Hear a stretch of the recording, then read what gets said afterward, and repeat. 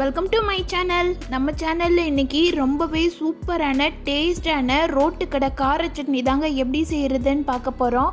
இந்த சட்னியை இட்லி தோசை கூட சூடாக சாப்பிடும்போது 5 இட்லி சாப்பிட்ற இடத்துல 10 இட்லி கூட சாப்பிடுவாங்கங்க. அவ்வளவு டேஸ்ட்டாக இருக்கும். உங்களுக்கு ரோட்டு கடை சாப்பாடெல்லாம் பிடிக்கும்னா கண்டிப்பாக இந்த சட்னியை நான் சொல்கிற மெத்தடில் செய்து பாருங்கள். அவ்வளவு அருமையாக இருக்கும். வாங்க அந்த டேஸ்டான சட்னியை எப்படி செய்கிறதுன்னு பார்க்கலாம். இதுக்கு ஒரு 7 பல் பூண்டை தோல் உரிச்சிட்டு மிக்ஸி ஜாரில் சேர்த்துக்கலாம். 10லேருந்து 15 சின்ன வெங்காயம் உரித்து வச்சுருக்கிறேன், அதையும் சேர்த்துக்கலாம். சின்ன வெங்காயத்துக்கு பதில் பெரிய வெங்காயம் சேர்த்துக்கோங்க. சின்ன வெங்காயம் சேர்த்துக்கிட்டிங்கன்னா சட்னி நல்லா டேஸ்ட்டாக இருக்கும். காரத்துக்கு காஞ்ச மிளகாய் தாங்க இதில் மெயின். எந்த அளவுக்கு காரம் வேணுமோ அந்த அளவுக்கு மிளகாய் சேர்த்துக்கோங்க. மிளகாய் போடும்போது இந்த மாதிரி கை வச்சு 1-2 கிள்ளிட்டு சேருங்க. மிக்சியில் நல்லா அரைப்பட்டு வரும். நீங்கள் முழுசாக போட்டிங்கன்னா மிளகாய் அரைப்படாது. இந்த மாதிரி கை வச்சு கிள்ளிட்டு சேருங்க. உங்களுக்கு காரத்துக்கு ஏற்ப நீங்கள் மிளகாய் சேர்த்துக்கோங்க. இதை தண்ணி ஊற்றாமல் ஃபஸ்ட்டு மிக்சியில் கொஞ்சம் கொரப்பாக அரைச்சி எடுத்துக்கலாம். காஞ்ச மிளகாய் பார்த்திங்கன்னா 2 கார மிளகாவும் 2 காஷ்மீரி சில்லியும் சேர்த்துருக்குறேன். இந்த மாதிரி சேர்க்கும்போது கலருமே கொஞ்சம் அட்ராக்ஷனாக இருக்கும். அதனால் காஷ்மீரி சில்லியும் கலந்து சேர்த்துக்கோங்க. ஃபஸ்ட்டு இந்த மாதிரி பல்ஸில் வச்சு கொஞ்சம் கொரப்பாக அரைச்சி எடுத்துக்கிட்டிங்கன்னா மிளகாய் நல்லா அரைப்பட்டுடும். இது கூட தக்காளி பழம் ஒரு 4 தக்காளி பழம் நறுக்கி வச்சுருக்கிறேன், அதையும் இது கூட சேர்த்துக்கலாம். சேர்த்துட்டு தண்ணி எதுவுமே சேர்க்க வேண்டாங்க. தண்ணி எதுவுமே சேர்க்காமல் மிக்ஸி ஜாரில் நல்லா அரைச்சி எடுத்துக்கலாம். ரொம்ப மையாவும் அரைக்காமல் ரொம்ப கொரப்பாகவும் அரைக்காமல் மீடியமாக அரைச்சி எடுத்துக்கோங்க. கையில் எடுத்து பார்த்திங்கன்னா இந்த மாதிரி கொஞ்சம் திப்பியாக இருக்கணும். அந்த மாதிரி அரைச்சி எடுத்துக்கோங்க. அப்போ தான் சட்னி நல்லா டேஸ்ட்டாக இருக்கும். இப்போ இதுக்கு ஒரு தாளிப்பு கொடுத்துட்டு இது கூட ஒரு முக்கியமான பொருள் சேர்க்க போகிறோங்க. அதுதாங்க மெயின். கடையை சூடு பண்ணிவிட்டு எண்ணெய் ஊற்றிக்கலாம். எண்ணெய் சூடானதோ 1 ஸ்பூன் அளவு கடுகு உளுந்த பருப்பு போட்டு பொரிய விட்டுடலாம். கடுகு பொரிஞ்சோடனே காஞ்ச மிளகாய் 2 கிள்ளாமல் வச்சுருக்கிறேன், அதை சேர்த்துக்கலாம். இது கூட ஒரு கொத்து கருவேப்பிலை போட்டு நல்லா பொரிய விட்டுடுங்க.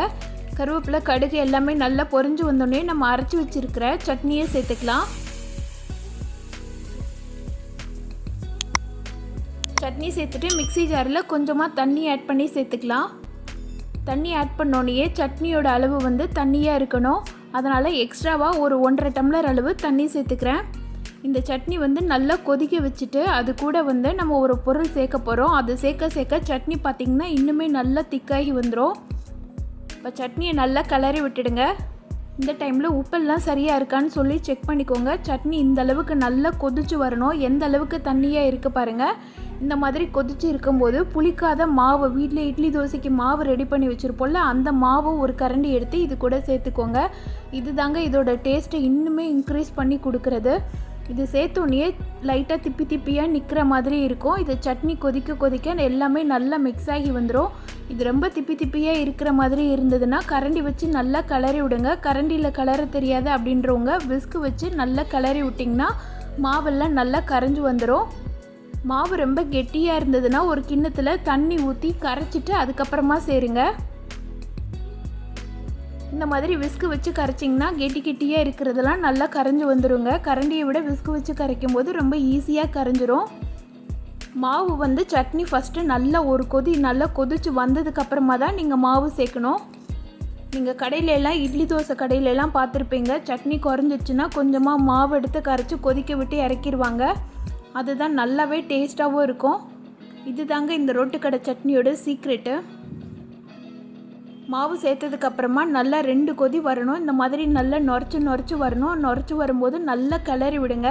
கிளறி விட்டு நல்லா கொதிக்க வச்சுருங்க. கொதிக்க வச்சுட்டு இறக்கிட்டிங்கன்னா சூப்பரான ரோட்டு கடை கார சட்னி ரெடி ஆயிடுச்சுங்க.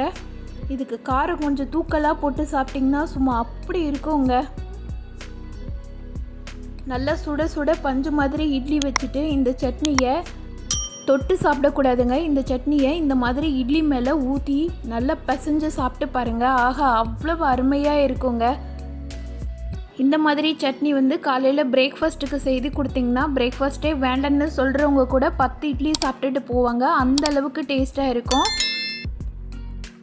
இந்த டேஸ்டான ரோட்டு கடை கார சட்னியை நான் சொன்ன மெத்தடில் நீங்களும் உங்கள் வீட்டில் செய்து பாருங்கள். செய்து பார்த்துட்டு எப்படி இருந்துச்சுன்னு சொல்லிவிட்டு எனக்கு கமெண்ட் பண்ணுங்கள்.